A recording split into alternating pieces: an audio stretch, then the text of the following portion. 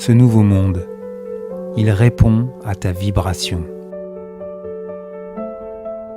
Pas à tes croyances. Le monde s'éveille. L'humanité bascule. Et vous? Le réveil de l'humanité, un podcast de Franck Emmanuel. Épisode 2. Pourquoi c'est urgent? Tu le sens toi aussi, pas vrai? Il y a un truc qui tourne plus rond, quelque chose dans l'air, une tension sourde, une sorte de bourdonnement invisible, comme si le monde entier retenait son souffle, comme si on approchait d'un moment clé. Tu ouvres ton téléphone, tu allumes ta radio, tu regardes autour de toi et c'est partout. Des discours qui disent tout et son contraire, des voix qui s'opposent, des familles qui éclatent, des couples qui explosent, des violences à chaque coin de rue, des actes montés en épingle et qui tournent en boucle jusqu'à donner des idées à d'autres. Comme si l'entièreté du monde n'était plus que ça. Tension, affrontement, chaos. Des guerres qu'on croyait impossibles, des peuples qu'on pointe du doigt, des colères qu'on attise, comme si c'était normal. Et au milieu de tout ça, un truc bizarre, un malaise, un essoufflement. Comme si la Terre elle-même fatiguée. Ce n'est pas juste une crise, pas juste du chaos, c'est plus profond que ça. C'est comme si on arrivait à la fin d'un cycle, à une apocalypse. Oui, une vraie. Mais pas comme dans les films, pas de flammes dans le ciel. Une apocalypse au sens ancien, une révélation. Un moment où les masques tombent, où tout ce qui était caché remonte, et où chacun, à sa manière, est forcé de regarder en face, dehors comme dedans. Et cette époque, elle a été annoncée dans les textes sacrés, dans la Bible, dans le Coran, chez les Mayas et bien d'autres. Tous ont parlé d'un grand basculement, une époque où l'humanité serait mise face à elle-même. Même la science commence à capter qu'on vit une mutation profonde. Et crois-moi, les gouvernements le savent très bien. Ils le savent au plus haut niveau, mais ils n'en parlent pas. Ou pire, ils le camouflent, parce qu'un peuple éveillé, c'est beaucoup plus difficile à contrôler. Alors on continue à divertir, à endormir, à désinformer. Mais plus le voile s'épaissit, plus la lumière se ferait un chemin. Alors pendant que les experts commentent, que les gouvernements tempèrent, que les influenceurs masquent le réel avec du vide, que les médias déforment au lieu d'informer, le feu, lui, avance. Dans les forêts, dans les villes, dans les cœurs et dans les corps. Tout ce qui s'éveille le sent. C'est pas juste un pressentiment, c'est pas une mode, c'est une mutation, un point de bascule. Et si t'es encore là, c'est sûrement que tu l'as ressenti toi aussi.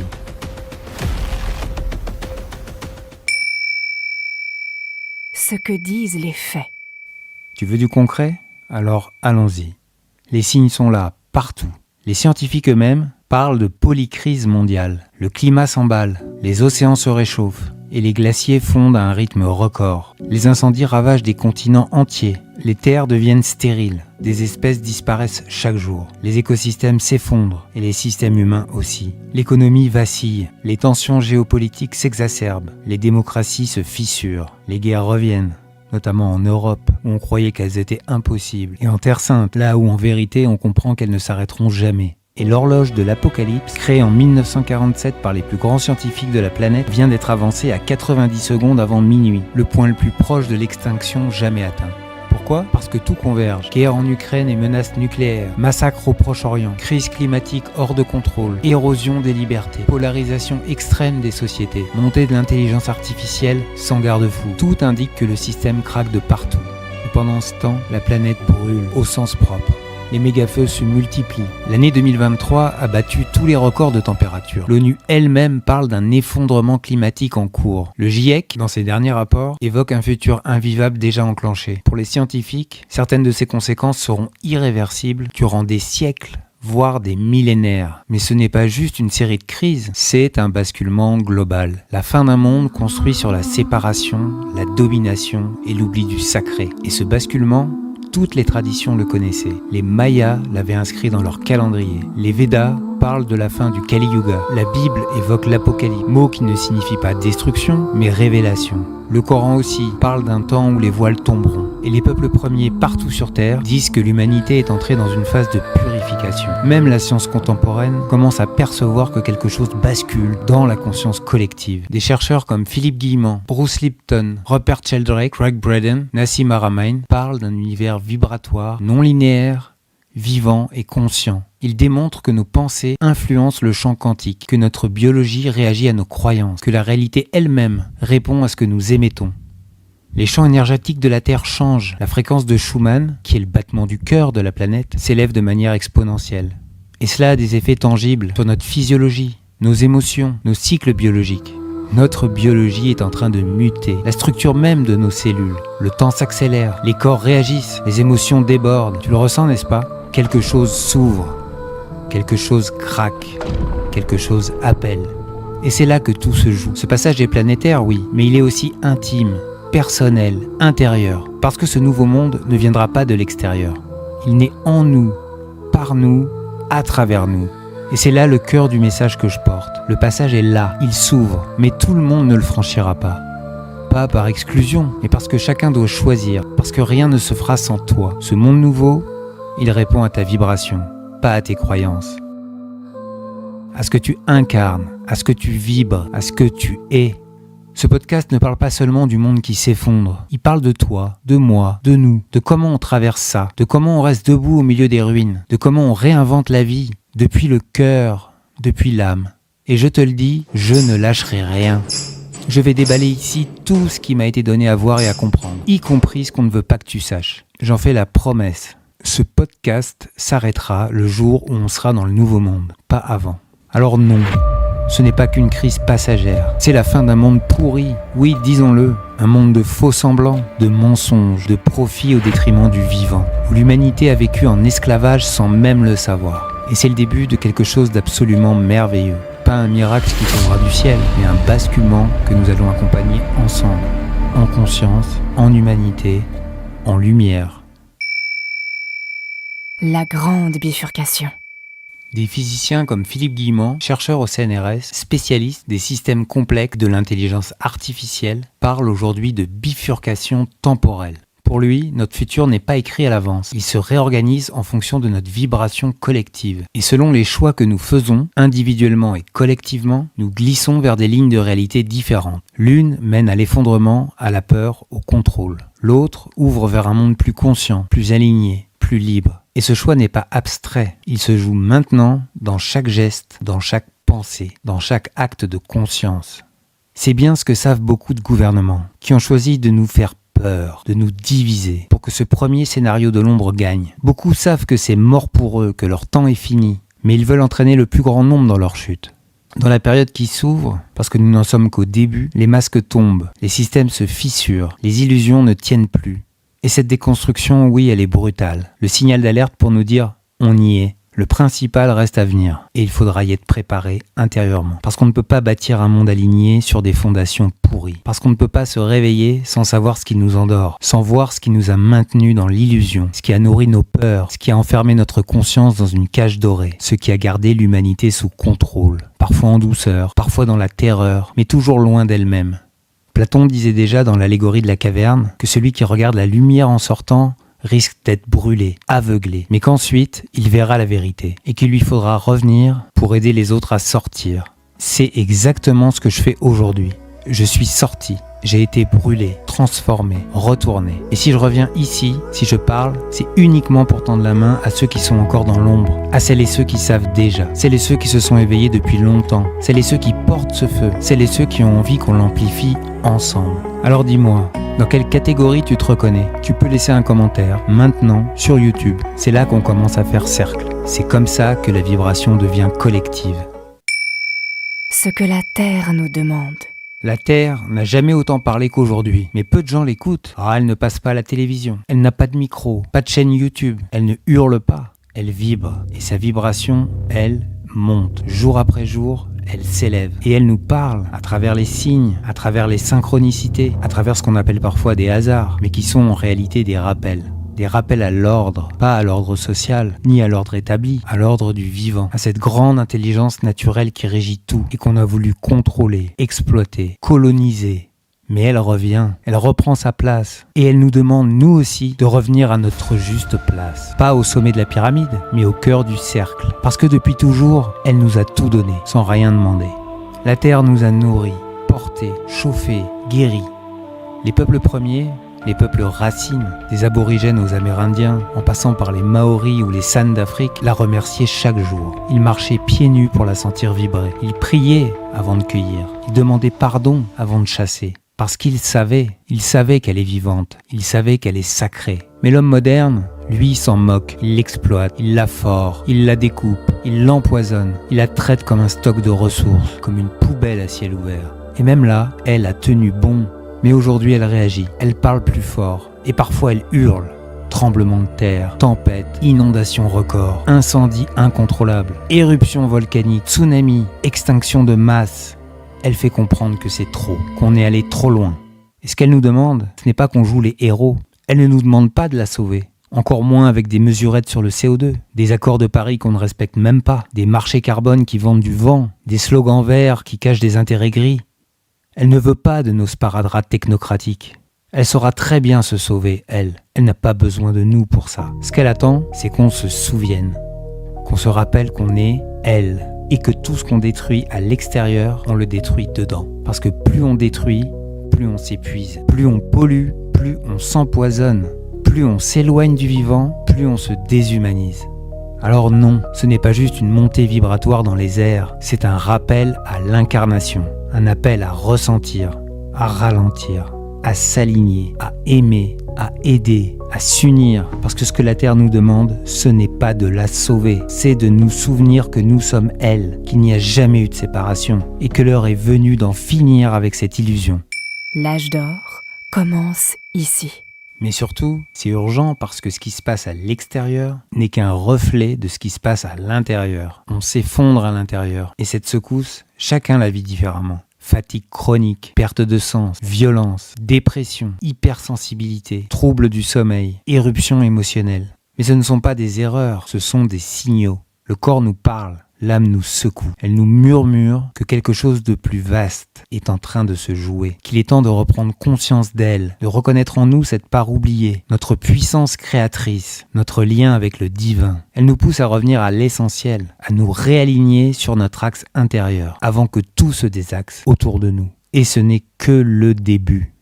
L'Apocalypse, ce n'est pas la fin du monde, c'est la fin d'un monde, celui du paraître, de la peur, du contrôle, de la domination, celui des masques, de la course, de l'oubli de soi.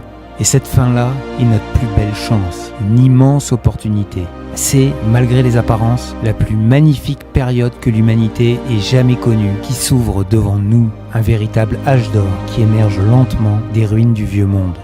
Une renaissance collective où l'amour, la conscience et la vérité reprennent leur juste place. Celle où tout devient possible, celle où les consciences s'élèvent par millions, celle qu'annoncent de nombreuses voix guidées que je vous ferai découvrir ici si vous ne les connaissez pas encore. C'est un passage, un accouchement. Mais comme tout accouchement, il demande de respirer, de s'abandonner, de traverser et de ne pas rester seul.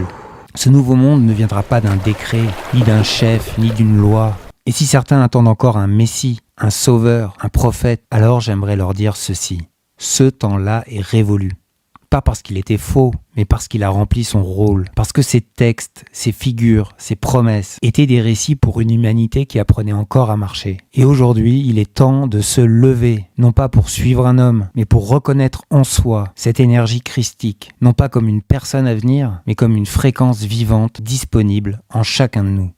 C'est d'ailleurs ce que révèlent en profondeur les 3 grands textes sacrés des religions abrahamiques, quand on les lit avec le cœur et non à travers des filtres hérités. Une lecture symbolique, vibratoire, étouffée depuis des siècles par des lectures enfantines, figées, qui ont transformé des messages vibratoires en histoire à suivre, plutôt qu'en vérité à incarner. Et on en parlera. Je ferai des vidéos pour explorer tout ça, l'éveil, l'Apocalypse, le cœur du message spirituel, dans chaque tradition. Pas pour diviser, mais pour rassembler ce qui a toujours dit la même chose avec des mots différents. Ce réveil ne tombera pas du ciel. Il s'incarne, il s'infuse, il se choisit. Et c'est à nous, désormais, d'en être les porteurs.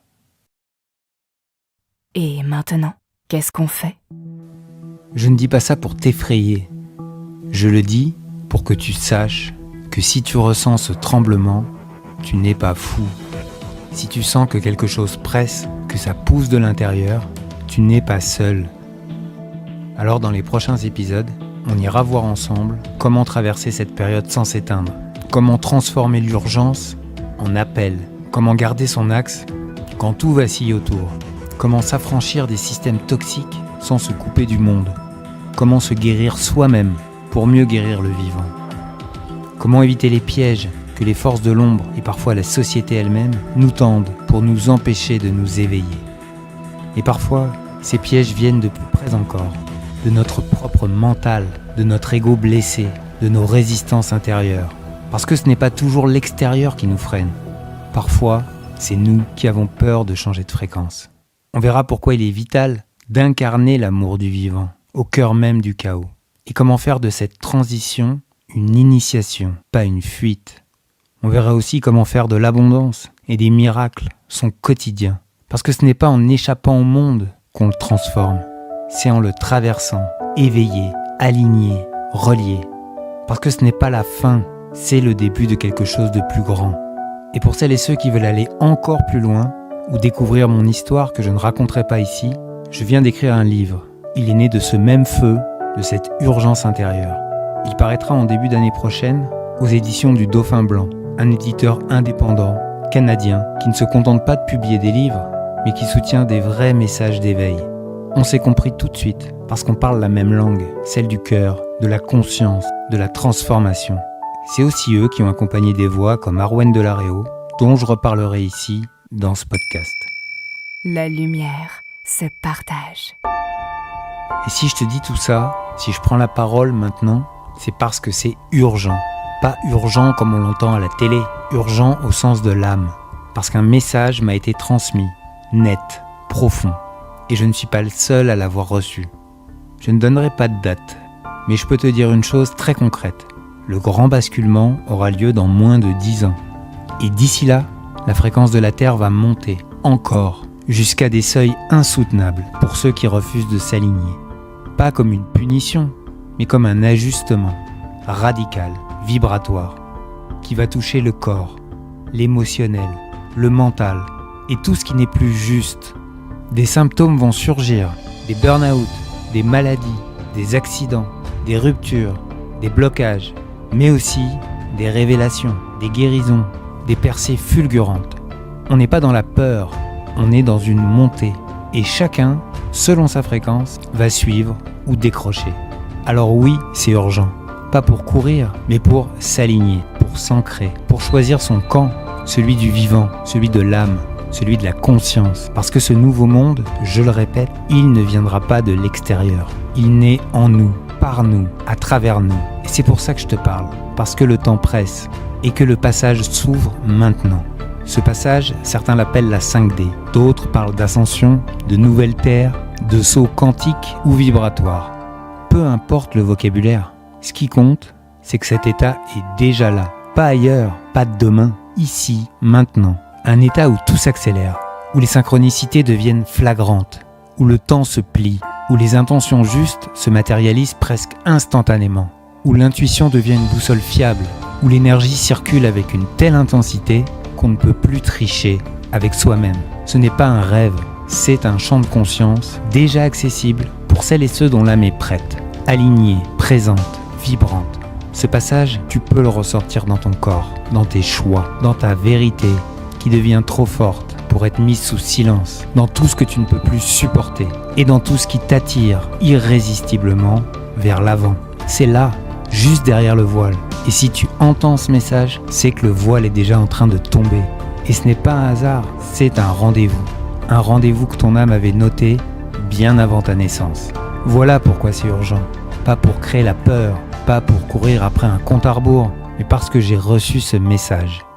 Parce que les plans divins nous laissent encore un sursis, un moment pour embarquer les âmes prêtes, même si elles se réveillent tard. Le train est là, il attend, encore, mais pas indéfiniment. Et c'est pour ça que je parle, c'est pour ça que je fais ce podcast et que j'écris des livres. Parce que le temps presse et que le passage s'ouvre maintenant. Si tu es là, c'est sûrement que tu fais partie de celles et ceux qui sont nés pour vivre ce grand moment de l'humanité. Peut-être que tu ne le sais même pas encore. Et peut-être que tu es déjà prêt ou prête à y contribuer. Car l'heure n'est plus à attendre. L'heure est à redevenir pleinement ce qu'on est, à le décréter et à le revendiquer. Alors merci d'être là, merci d'écouter, merci d'ouvrir ton cœur. Mais combien de personnes autour de toi sont conscientes de tout ça ? Combien sont encore somnambules, dans un système qui fait tout pour nous endormir ? Et je t'expliquerai dans le prochain épisode pourquoi. Alors si ce message a vibré quelque part en toi, fais-le vivre et voyager. Envoie-le à quelqu'un que tu aimes, à une âme qui vacille peut-être et qui a besoin d'un signe. que tu veux aider, rassurer ou alerter. Et si tu m'écoutes sur YouTube, laisse un mot, un commentaire, une vibration, une trace. Pas pour les chiffres, mais pour hacker l'algorithme et que ce message atteigne d'autres cœurs au moment juste. Je t'invite à me dire en commentaire si toi aussi, tu ressens cette urgence. Comment elle se manifeste dans ta vie. Et qu'est-ce qui te fait dire toi aussi que quelque chose cloche ou qu'un basculement est en cours. Je lirai chaque message avec attention et je répondrai à chacun avec sincérité. Parce que ce podcast, c'est une fréquence qui cherche d'autres cœurs pour vibrer plus fort. Et si tu ressens qu'il t'appelle, alors je t'invite à tout réécouter depuis le début, à chaque étape de ton éveil. Chaque fois qu'un voile tombe, comme on monte les marches d'un escalier, un pas après l'autre, à ton rythme, mais dans l'ordre, parce que chaque épisode est une clé, un fil, un éclairage. Et si un jour, tu sens que ton histoire veut être partagée, que ta voix peut nourrir ce feu collectif, alors peut-être que je reviendrai vers toi, car un deuxième livre est déjà en préparation. Un livre sur vos expériences d'éveil, car il y a 1000 chemins. Un livre sur l'éveil au quotidien, sur ce que tu vis toi, dans le silence, dans la profondeur, dans le vrai. Ce message ne m'appartient pas, il est fait pour circuler. Parce que les pensées, les prises de conscience, les élans du cœur n'appartiennent à personne. Il n'y a aucun copyright sur les miennes. Tout ce que je partage ici appartient à l'humanité. Le dormeur doit se réveiller. Vous venez d'écouter Le Réveil de l'Humanité, un podcast de Franck Emmanuel.